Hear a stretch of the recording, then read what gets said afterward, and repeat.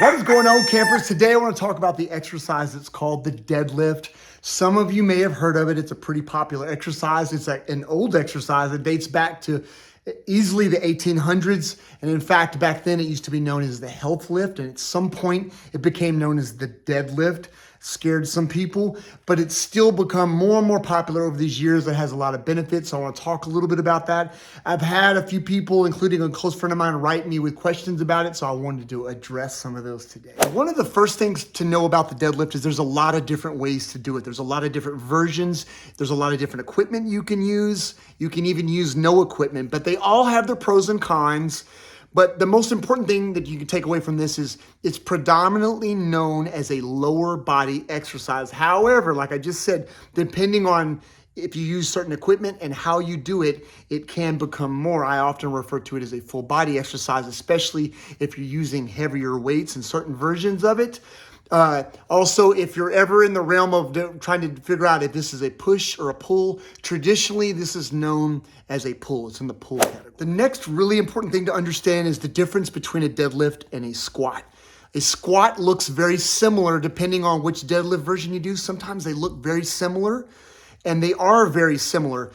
The thing that really separates the two in my mind is the fact that it's called a deadlift, which kind of defers the fact that you're picking up dead weight off the ground, typically in some kind of capacity, whereas a squat is you normally already have the weight in your hands or on your back or on your person somehow, and they're different in that way.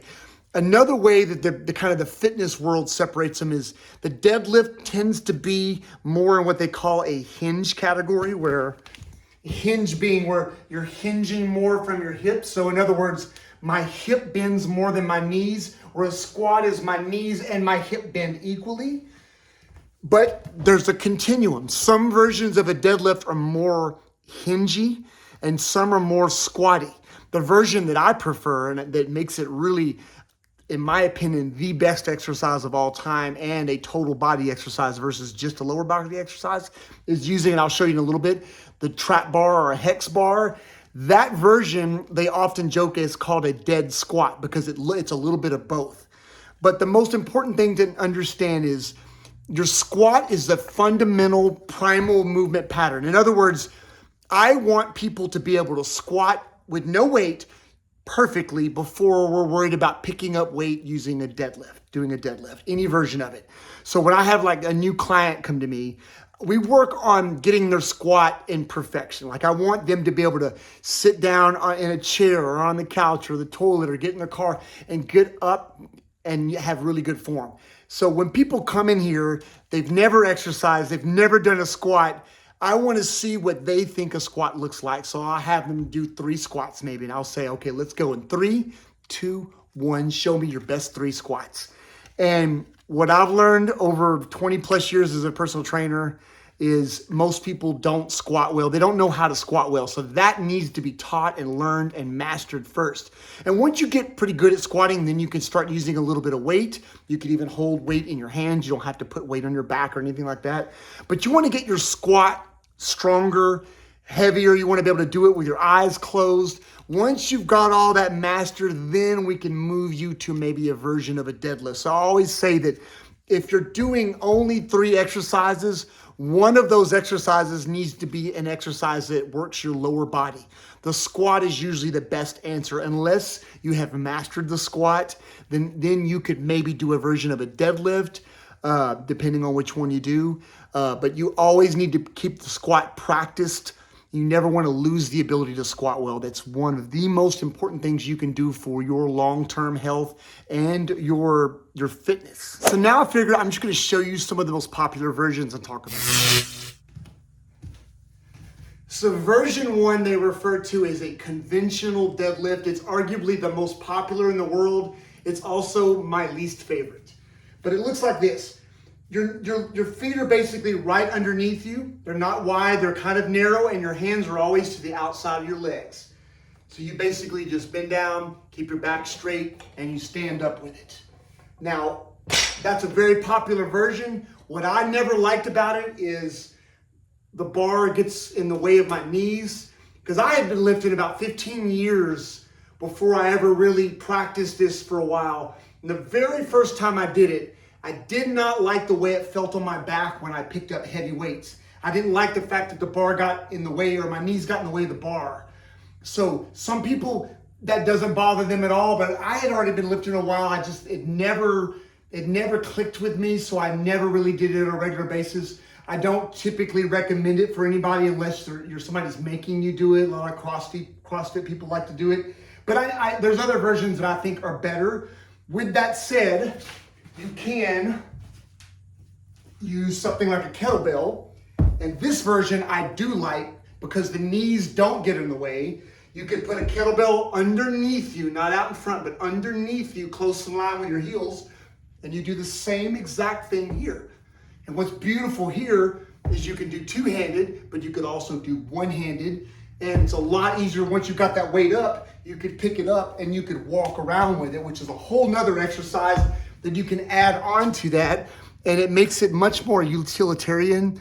The barbell, knock yourself out if you love it. I never loved it, so I don't recommend it. Now, I said I didn't like the conventional. Another version that you can do if you have a straight bar is a sumo. Oftentimes in powerlifting contests, this is the one that the big guys and the big girls use because you can typically lift the most weights. The reason that I like it, I do these from time to time, this one's a lot friendlier on most people's backs and it works the glutes a little bit much more. For that reason alone, I think it's superior. So basically, this version, what's different is the other version, your hands are always on the outside of your legs. This one, your hands are on the inside of your legs. So you can get really wide if you want to. I would get semi-wide and experiment a little bit, but I like to put my hands straight down on the bar. So they're basically resting against my thighs. My toes are pointed out a little bit. Keep your back straight, and you just stand up just like that. And then when you come back down. The problem is there's a scratchy part on these bars. So when you get really heavy and you're trying to keep the bar against you, which is usually something you want to do, sometimes it scratches up the shins. Some people think that's a badge of honor. I think it's stupidity because I'm not trying to cut myself while I'm exercising. I'm just exercising. It's a means to an end. So if that's the case, you may want to cover this. You may want to wear some socks to keep you from scraping. But this is a pretty safe lift. And I like it a lot. I'm gonna show you another version right now. Of course, just like the last version I showed you, you can use a kettlebell and you can get wider than you did on the other one, and you can pick it up here. So the other one I showed you is a little bit more narrow. This is the same thing, it's just a little wider. So basically your hands are in the middle. So if you were describing these to somebody, both of these would be technically a sumo because your hands are on the inside of your legs and not the outside, but got lots of options. Now, something that I prefer to do, especially when I'm traveling, is I love these rubber bands. These are continuous round rubber bands. I've got a bunch of these. One's thinner and one's a little thicker. So that makes a difference on how hard these will be, but I'm gonna take the thicker one. This one I usually take with me on vacation. And you can put it under your feet like this. You can see that. I get wide with it to make the tension tighter on the band, and I grab a little wider here. And I can do a sumo deadlift just like that. And see if I bend my legs a little bit more, I can make it a little bit more squatty, and then I straighten up at the top. So I told you earlier that deadlifts are typically in the pull category, but you pull to get it off the ground, and I feel like there's a little bit of push in there as well. So it's not always a pure pull, even though the pull refers to a lot your hamstrings and your glutes, but you do have some quad in there. But I love this version. I do them quite often. They're great for a warm up. I'm gonna show you some more options now. And while I've got this kettlebell out here, I'm just gonna show you a deadlift. I want you to watch my body. Don't watch the weight. Watch what my body looks like when I do a deadlift, and then I'm gonna hold it in my hands and do a squat, a goblet squat with it. So a deadlift and a squat back to back, and you can see there's little differences in here. So a deadlift is here. You see, I'm bending probably at my butt a little bit more than my knees. And so I just stand up, everything is straight. See, like that. Now squat would be where I hold this in my hands and I come down here. But see this one, my knees bend just as much as my hip. So a squat has a little bit more knee bend. A deadlift typically has a little less knee bend, maybe a little bit more hip involvement. But now I'm gonna show you a version, my favorite version, that is the best of both worlds. And just while I'm talking about it, just so you know, there are a lot more versions than I'm showing you. I'm just showing you kind of the most popular, the most useful, and the ones that I personally use and recommend, with the exception of the conventional deadlift.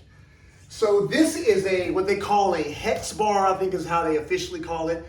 A lot of people refer to it as trap bar because bodybuilders used to do it to build their traps. Trap bar, hex bar, whatever you want to call it, the cage bar. This is an old school bar. You can still get these, I think, on Amazon for like 150 bucks. I love these. You don't necessarily need to get these, but if you have a lot of weight equipment and you want to do a safer version and you think you're going to lift weights for the next few decades, I would recommend one. I think they're great. A lot of gyms have them now, but they only typically have one or two. But don't be intimidated by them. They're kind of a pain in the butt to load the weights on, but get with some weights set on there. They're great. I've never had anybody, I've had people from 12 years old all the way into their 80s that I've worked with over the years. I've never had anybody not being able to do this exercise. Now, you've got to use the big plates, but normally you can get at least about 70 pounds on here, and you'd be surprised. Pretty much everybody can pick that up. Children, grandmas, everybody. So this bar has a high bar, and then it has a low bar. With all my clients, I normally use the high bar. It's a little safer. It makes the exercise a little bit more of a hinge. I personally, myself, I use the low bar setting, but I have short legs and I'm only 5'9". So I'm a little shorter. It's easier for me to get low. When I use the low bar, I'll show you in a minute, it turns it more into a squat than a deadlift. And I like the hybrid. But again, we're picking dead weight off the ground. So that's really, in my mind, that's what makes it a deadlift. But this is what most athletes that are training, this is considered probably to be one of the most useful exercises you can do. And it just looks like that. You stand all the way straight, you come back down slow and controlled. So it's not a hard exercise. You just basically get your back straight and stand up. What I like about this is if you want to, you can carry the weight, which again is a whole nother exercise, but it's great. It's a safe way to do this exercise. Let me show you the low bar. So the low bar is about 5 or 6 inches lower to the ground. So that means I have to get my butt. You never want to pick this weight up with a round back. So if whatever version you're doing of a deadlift, doesn't matter. If your back cannot get straight before you begin, don't do the exercise. They even said a lot of times, figure out how low the bar is, put your feet together, keep your knees locked, and go down. If you can't get to the bar and your back and hamstrings stay straight, then the weight is they're probably too low to the ground. You may need to raise it off the ground. So this one, I know that I can get straight down here. So I get straight and I pick it up. So this one feels like it's adding about 50 more pounds onto it, just picking up the low bar. But just like that. Another thing I should add while I'm here, a lot of people love to drop the bar at the top. Drives me crazy. It's something that I just don't think is useful. I think it's potentially dangerous, and it's also annoying to everybody else. I think there's a mastery in lifting quiet. So when I pick it up, I don't grunt. Even when the weight's really heavy, twice as heavy, pick it up. When you come down, don't smash the ground. See if you can make no noise. Quiet, it's beautiful. Because some people will come up and they'll go, and then they'll just drop the weight like that. That's an asshole move. Don't do that. You're not impressing anybody by doing that. I don't care how heavy the weight is. If you can't lower the weight under control, in my mind, you're not truly that strong. And maybe you need to work on your mind. That's maybe the weak muscle. But with that said, that covers the basis of everything. If I could only do one lift, which there's no reason why I have to do that, but if I could only do one lift for a lifetime, this will be it. This is my version. You should find yours. But also understand that you don't have to do a deadlift. A deadlift is very useful. I love the deadlift. I love this version, the trap bar or hex bar deadlift. But as I was telling a friend of mine, it's not a need to have. It's a nice to have. It's nice to be able to do that. As long as I can squat well, that's what matters most. I'll show you one more time. If you can see, this is what I'm looking like. If I didn't have the weight in my hands, it would look like this. Doesn't that look like a squat? It does to me, except the weight's on the ground. If I had the weight on my back or my hands, it would be the same difference. So that's why they often call that the dead squat. Anyway, I blabbed a lot. It was a long video, but I wanted to kind of make it comprehensive. If you have any questions, I'm always here to help you.